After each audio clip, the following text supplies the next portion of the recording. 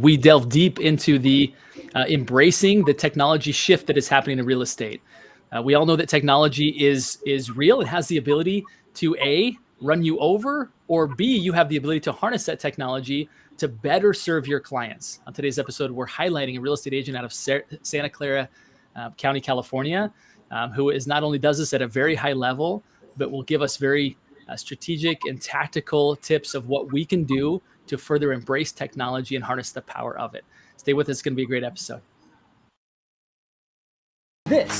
How do those of us in the real estate industry with crazy amounts of ambition, how do we think bigger than the building of our own empires? How do we simultaneously seek success and significance, income and impact? My name is Justin Stoddard, and this is the Think Bigger Real Estate Show. All right, welcome back, everybody. And I am extremely excited to introduce, first and foremost, my amazing co-host, Stephanie Peck, top producing agent out of Oregon City, Oregon. Stephanie, great to see you as always. Hello, thank you. I'm really excited to hear what we have today. Yes, it's going to be a good one. Caroline Hobbs is our special guest, again, leading us in this conversation of really moving forward in an industry that has lots of technology options and how to choose those ones that will really allow you to have a deep connection with your clients and a sustainable business moving forward. So Caroline, thank you for taking time to be on our show today. Thanks for having me. Yeah, great to have you here. Now, I understand, just for all those that are listening, you're a very high producing agent. If it's okay if I share your production last year, are you okay if I share that online here? So 42 million last year, and 75% of that business came from outside marketing, which goes to show that those of you who have a database that is maybe this big, but you want to have a business that's this big, Caroline's going to guide us on what she does exactly to do that. So Caroline, we appreciate you being here. We know that your company, has been highly touted as the top in the area, as well as you as a kind of top 3% agent in your area. So again, excited to have you here. So let's go ahead. Sorry, did I cut you off? Are you going to say something? No, I just said thank you. Yes, of course. So let's go to this question first. What is the difference you feel like between an agent who gets run over and minimized by technology versus one who really embraces it and allows it to maximize them and the value that they offer to the marketplace? Can you kind of walk us through what that might look like, the difference between those two agents? So I think it's really more of a difference between three types of agents, not just two. So you have those agents that are just totally afraid to do any kind of outside marketing. They're afraid to even do a mailer, and they may expect to send out 500 postcards and think that the phone is going to immediately start ringing and they're going to have 3 listings coming up in the next couple of weeks. And that's just not the way that marketing works.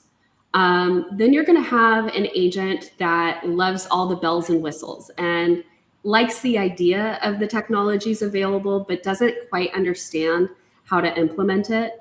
And then kind of brings you to our third category of agent, which has a marketing plan, has a workflow in place, and knows that when they get a call from that postcard, they know exactly what kind of person is going to be calling them, why they're going to be calling them, when they're going to be calling.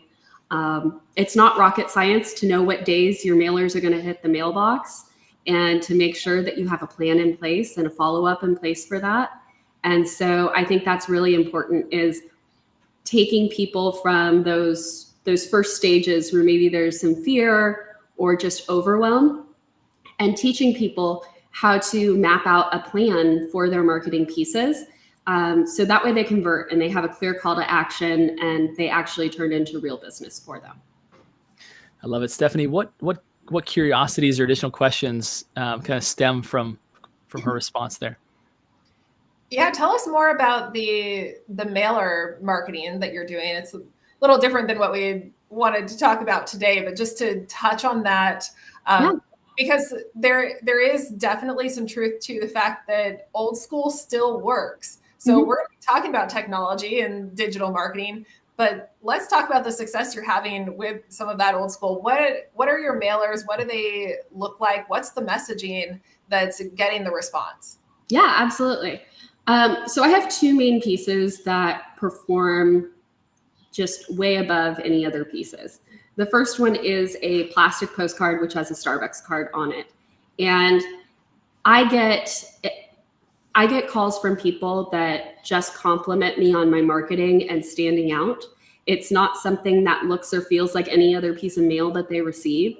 And so I have gotten so many listings just saying like, you're clearly different than the competition. Before they even know me, they don't know if it's good or bad, but they know that I'm different and that I've gotten their attention. And I'll actually get calls on that piece of mail for months afterwards.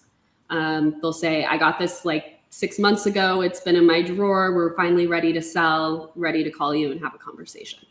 So that is that a targeted list that's going out to? I mean, you can't just be sending Starbucks cards to everyone in the neighborhood. So tell us how you determine who gets those. So they aren't real Starbucks cards.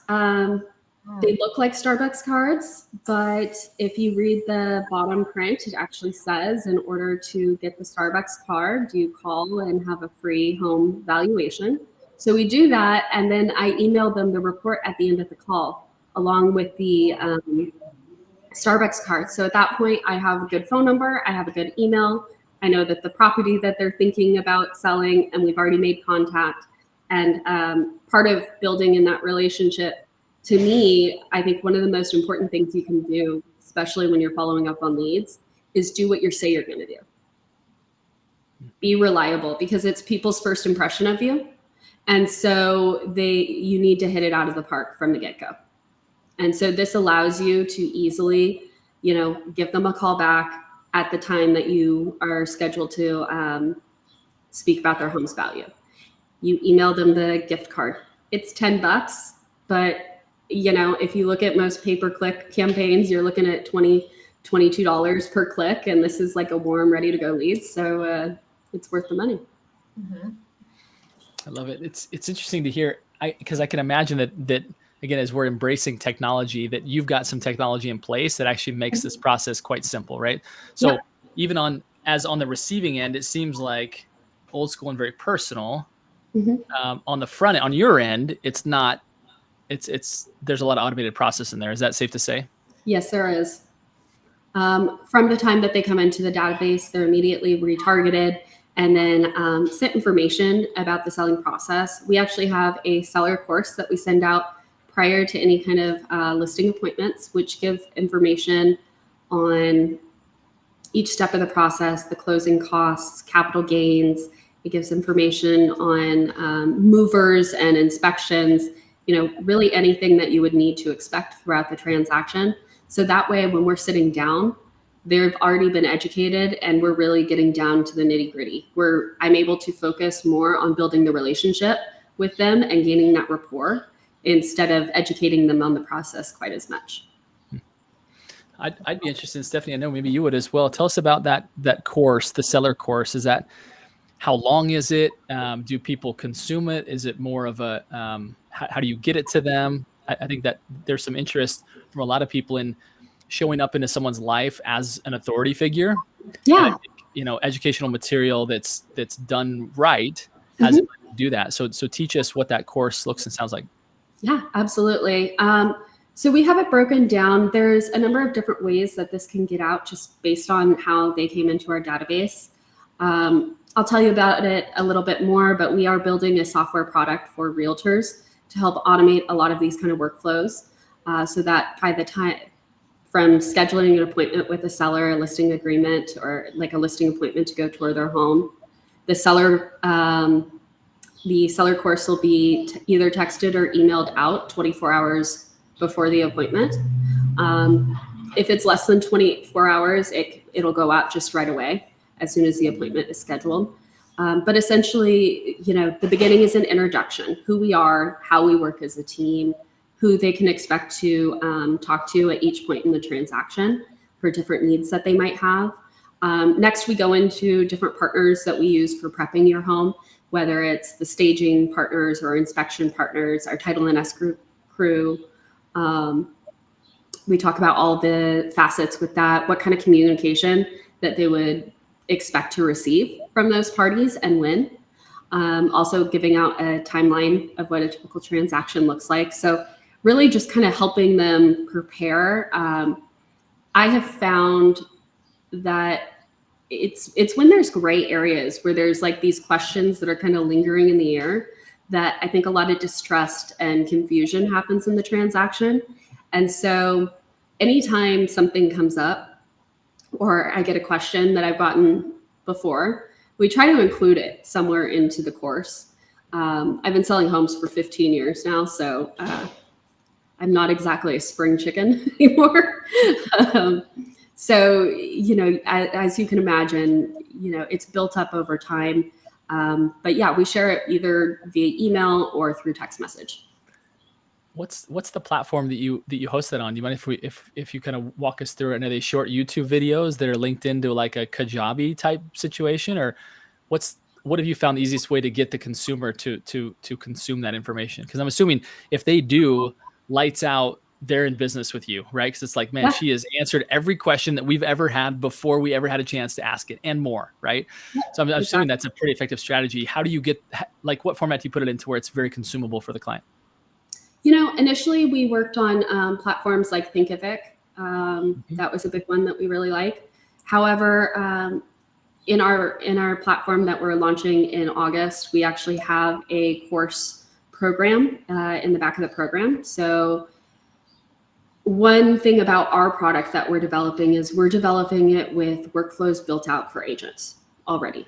You'll of course be able to edit them and change them for your team and you know how you guys work. But we have courses that are already built out. You get a free copy of ours that you can go and make your own and swap out the videos, but you can also use ours as kind of a guiding star to where you want it to go. Cool. I love it. Stephanie, any other questions you have on that process? I know you very much built a very similar great business based on being an authority of actually leading people as an advisor. What other curiosities come up for you in that conversation? Mm-hmm. Yeah, let's go back to how are you getting to the point of earning that appointment? So mailers are working well for you, but let's talk about what technology you're using to get in these conversations with these clients. Like, are we talking Google versus Meta, like ad spend? Sure, any ads. I mean, it sounds like the mailer marketing is working really well for you, and so you're taking that similar messaging and putting it into a digital version and reaching people on their phones or on the internet instead of in their mailbox. So tell us about that. Yeah. So what it is we use Ylopo as a lead source right now. Currently, we can monitor all of our own ad spend at all times. It's something that I really like. In addition to that, we use Zillow a lot for buyer leads for our team. That's an important part of it. But really, Google My Business, Google Pay-Per-Click, those are some of our biggest lead sources. So I really highly encourage people to, that's one of the classes that we teach in the office is about Google My Business, how to set it up, how to optimize it, and then how to kind of tie it to some of your other social media accounts to keep people up to date on what's going on. And, you know, Google is like a pay to play kind of person. You have to interact with it. You need to contribute in order for them to increase your rankings, unless you're paying them the big bucks for sponsorships. Mm-hmm. And so I imagine, I mean, what an awesome way that you're putting them into some sort of a funnel to connect with them prior to the appointment. So between first contact and appointment, where they potentially were calling a stranger, mm-hmm. and now they feel like they know you by the time you knock on their door, right? Exactly. Awesome. Interested to hear this when it comes to technology. Again, as I described before, sometimes agents will stay old school because they feel like it lessens the connection to their clients, right? I'm just gonna like handwritten notes. I'm gonna stop by. I think there's value in all of that, but you cover a lot of ground with technology. Is there anything else that you do?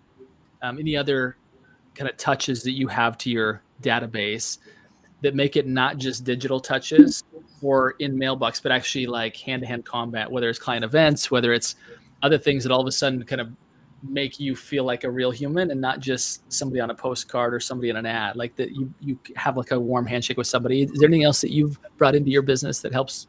Yeah, we do a lot of community events. I host the community Easter egg hunt every year. We also do a snow event where we bring in snow from the local ice rink and create a mountain for the kids, because we're in the Bay Area in California and we don't get snow. So that is honestly one of the most popular events. People love that.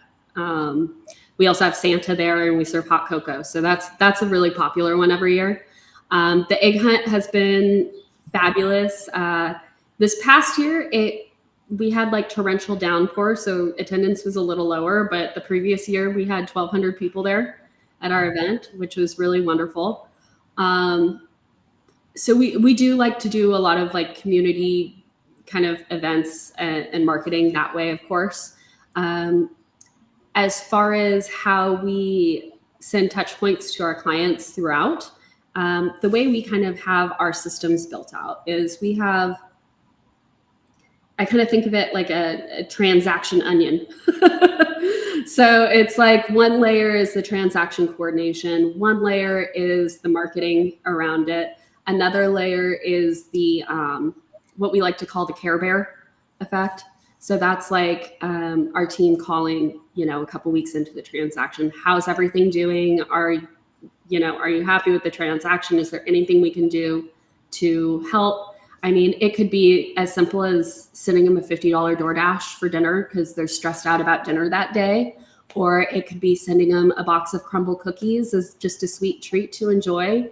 I think the point is that we show our clients that we care and that we're interested in them as humans and about their experience throughout the transaction, and not just as like robots going through the motions and the steps.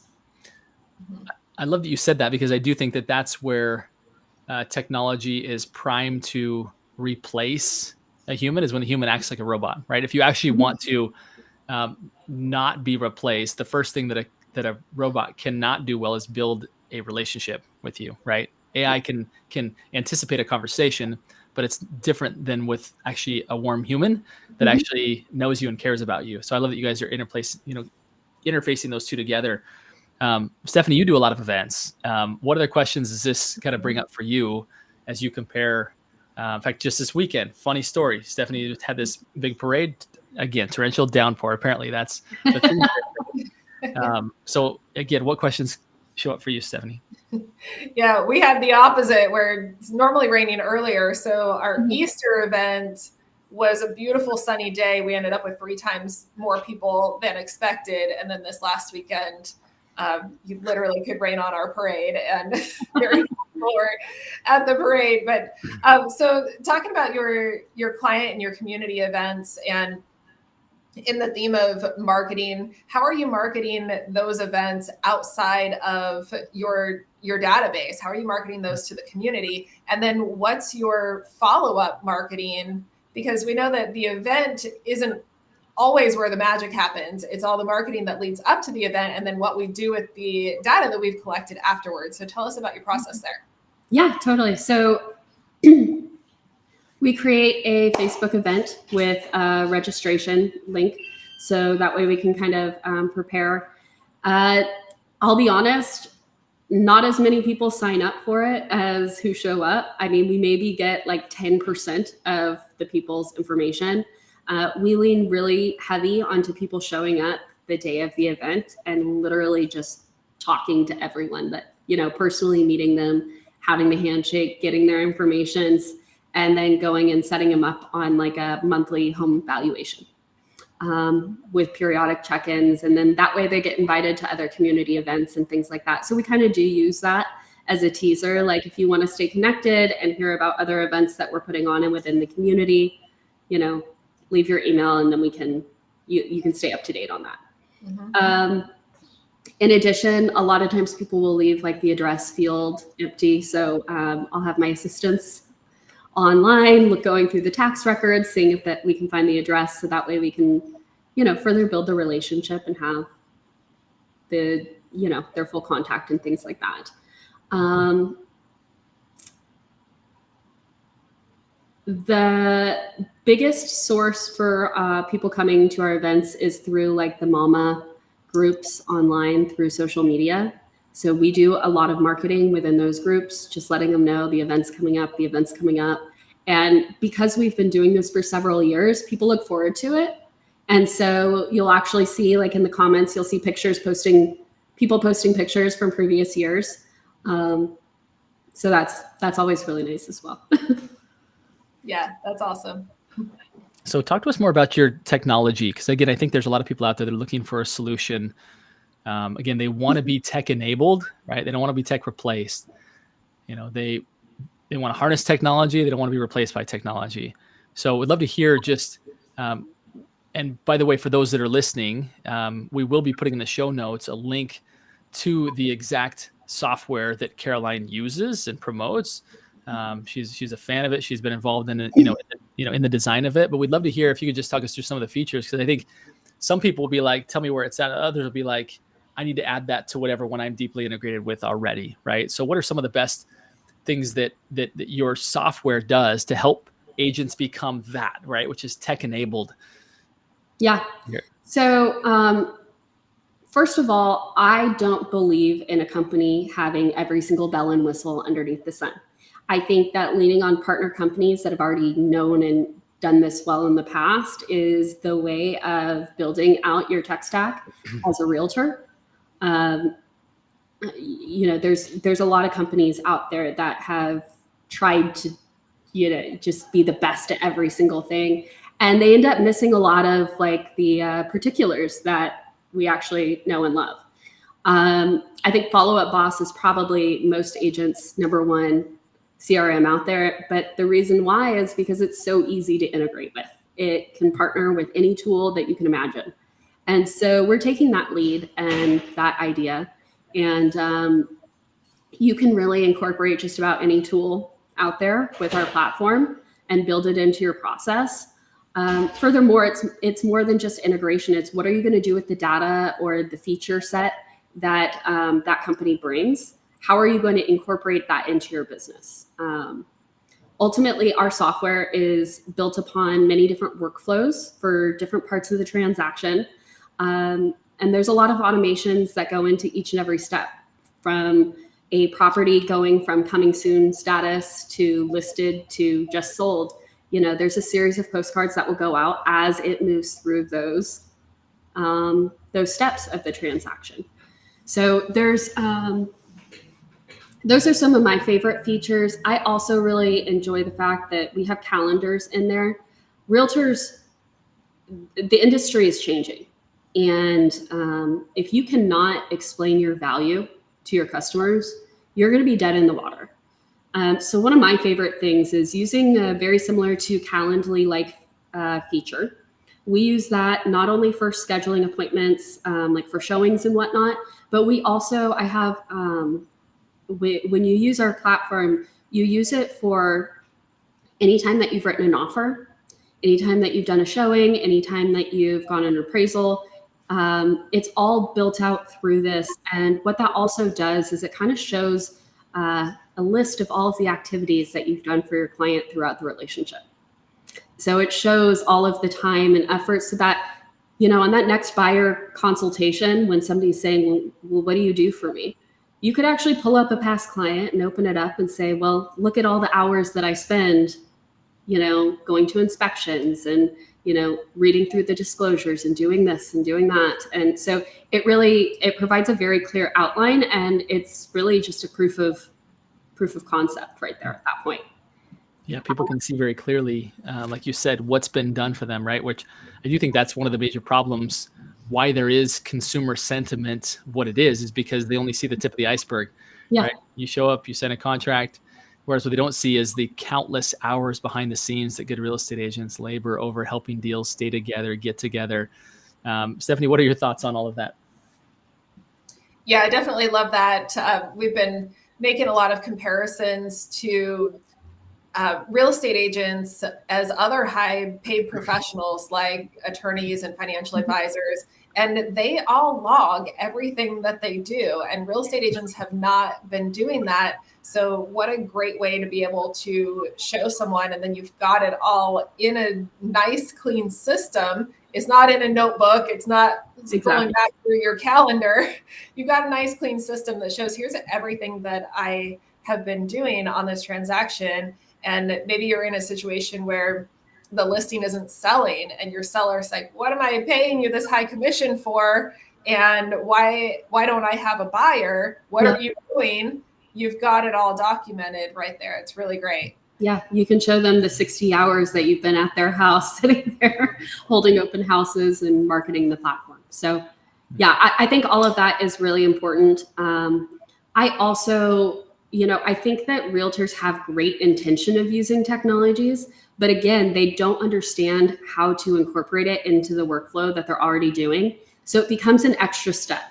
And I kind of alluded to it earlier. I am a firm believer in planning out your marketing and making sure that you have a plan of what's going to happen before, what's going to happen after, what is the script going to be, and what's going to happen with those leads. I think that if you don't have a plan laid out ahead of time, then things are going to get missed. Anytime that you're like, oh, well, I really would have, on the next one, I'm going to do this. Well, unless you make a change to your workflow, you're going to keep saying that over and over and over and over again. It's going to get missed. So I think that technology, you have to get it out of your head, the fear of replacement, because, at the end of the day, think about a financial advisor. A home is more than likely the largest investment that you have, that you own. And you're not going to just go on Robinhood and say like, okay, I think I'll list my home for 900,000 today. No, you're going to talk to somebody that's a professional, that understands the value of the home, that understands how to market it, what buyers are looking for, what makes your home special compared to other properties, so that you can really get the best price. Yeah, I love it. I think the more that agents can have that conversation, which is they're looking for ways to not only add the value, but be able to then articulate it and, document it and remind the clients of it so that they can then add even more value. I think that's the future of well-paid professionals. 100%. Before we wrap up, any final questions from you, Stephanie, before we ask maybe our final question?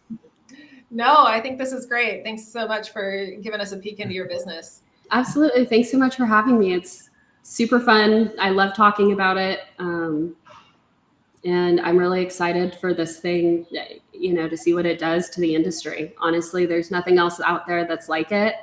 And I think that people are going to love it. I love it. All right, here's the final question, Caroline. You are a big thinker. What do you do to continue to expand your possibilities, to continue to grow, to continue to expand how much opportunity is in front of you? Self-care and making myself a lifelong learner. I love listening to Audible books while I'm walking on the treadmill. And, I think that there's always room for growth no matter what point you're at in your life. And sometimes listening to a book for a second or third time, that's had an impact on you. You pick something different up each time. So keep an open mind. Don't be closed off, and be open to learning. Boy, I love that. I think there's a lot of wisdom in that, and that going back to the same books that have resonated with you in the past, and the fact that we've changed will cause us, the book itself, to change. It's awesome. 100%. Great stuff. All right. Well, we thank you for your contribution to our audience. We appreciate you. And our final request is this: Stephanie, bring it home. Go think bigger. All right, everybody. Thanks so much. Thank you, Caroline. We appreciate you very much. Thank you. We will see you all on the next episode, friends.